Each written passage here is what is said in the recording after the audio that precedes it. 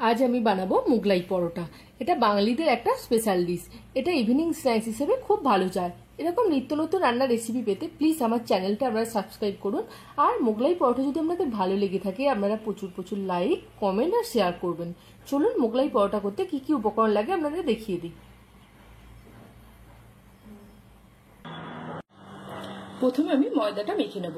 ময়দাটা মাখার জন্য প্রথমে আমি হাফ টিস্পুন নুন দিয়ে দেবো।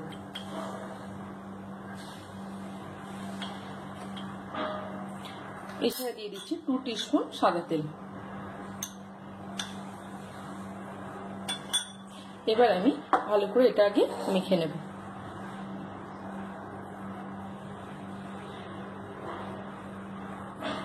এবার আমি ঈষদ উষ্ণ গরম জল দিয়ে আস্তে আস্তে করে ময়দাটা মাখতে থাকবো।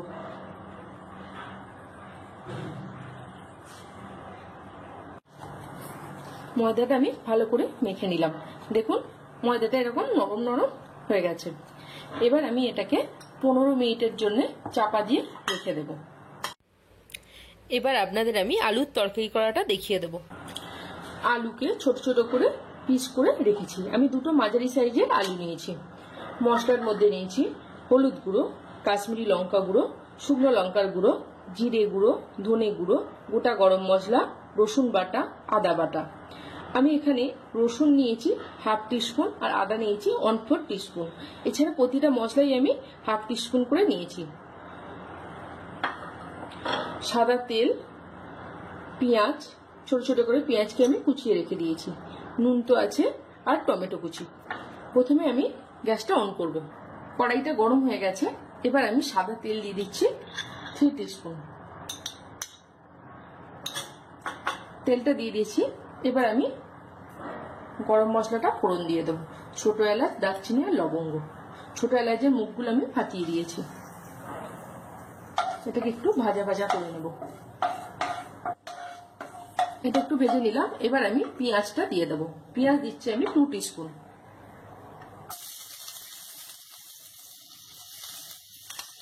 পেঁয়াজটা একটু ভেজে নেব। পেঁয়াজটা একটু ভেজে নিলাম। এবার আমি দিয়ে দিচ্ছি টমেটো কুচি। টমেটো কুচিও দিচ্ছি আমি 2 টিস্পুন। টমেটোটা দিয়ে আমি একটু কষে নেব। টমেটোটা দিয়ে একটু কষে নিলাম। এবার আমি দিয়ে দিচ্ছি মশলাগুলো। মশলার মধ্যে প্রথমে আমি দিয়ে দিচ্ছি আদা বাটা আর রসুন বাটা, হলুদ গুঁড়ো, কাশ্মীরি লঙ্কা গুঁড়ো, শুকনো লঙ্কা গুঁড়ো, জিরে গুঁড়ো আর ধনে গুঁড়ো। এটাকে দিয়ে একটু আমি কষে নেব। মশলাটা শুকনো শুকনো হয়ে গেছে। আমি এবার একটু জল দিয়ে দিচ্ছি।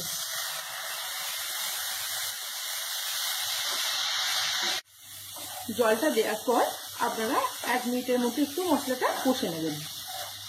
এবার আলুগুলো আমি দিয়ে দিচ্ছি। আলুগুলো দিয়ে ভালো করে মশলাটা আমি আলুগুলোর মধ্যে মাখিয়ে নেব। আলুটা একটু ভেজে নিলাম। এবার আমি এতে নুন দিয়ে দেব। আমি হাফ টিস্পুনের মতো নুন দিয়ে দিলাম।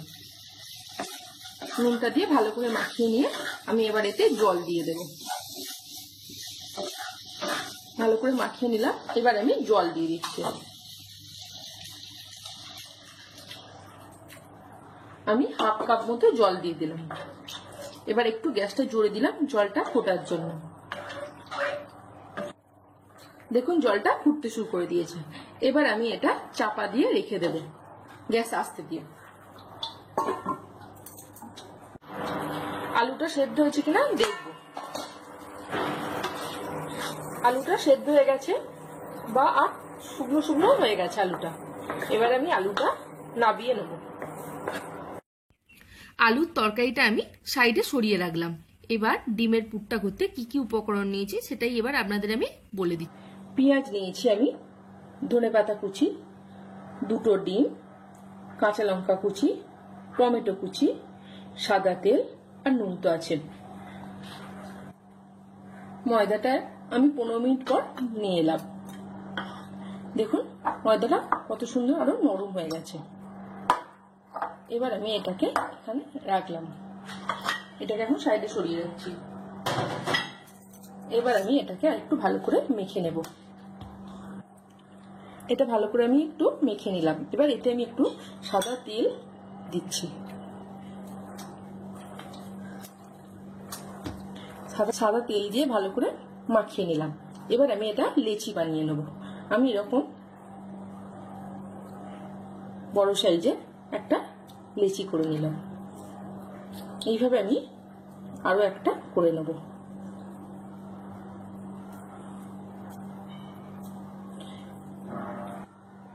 এবার আমি এটাকে একটু তেল বুলিয়ে নিলাম, নিয়ে আমি আরেকটু হাতে করে এটাকে গোল করে নিলাম।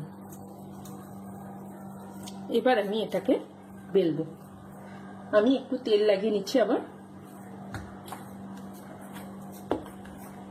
এবার আমি এটা আস্তে আস্তে বেলতে থাকবো।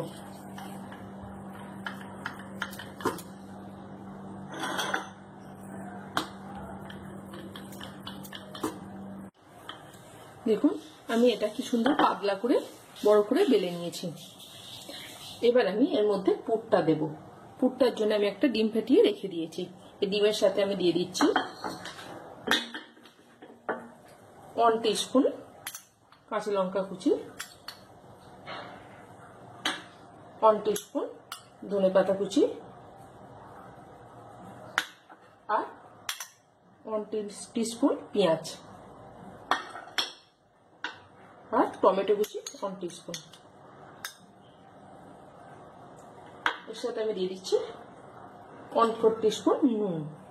দিয়ে এটা আমি ভালো করে মিশিয়ে নেব। এটা ভালো করে মিশিয়ে নিচ্ছি। ইচ্ছা করলে আপনারা এতে গোলমরিচের গুঁড়ো দিতে পারেন।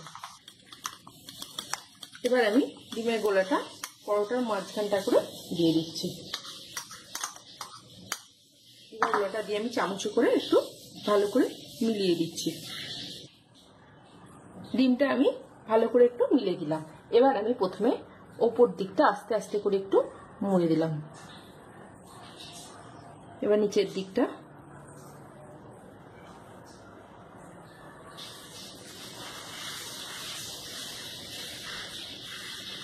সাইডগুলো।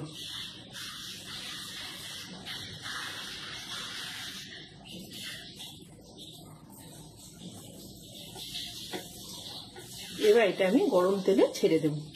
তেলটা গরম হয়ে গেছে। এবার আমি আস্তে আস্তে করে মোগলাই পরোটাটা ছেড়ে দেব।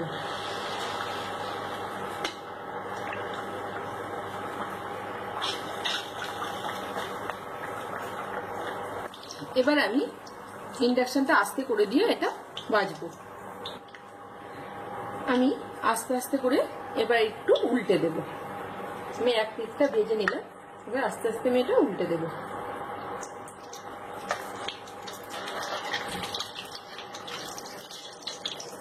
এইভাবে আমরা ভেজে নেব পরোটাটা। আর 2 মিনিটের মধ্যে এটা ভাজা হয়ে যাবে। পরোটাটা ভাজা হয়ে গেছে। এবার আমি এটা তুলে নেব আস্তে আস্তে।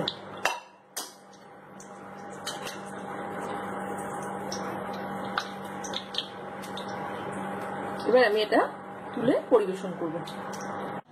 রেডি হয়ে গেছে আমার মোগলাই পরোটা। আমি স্যালাড আর সস দিয়ে গার্নিশিং করেছি।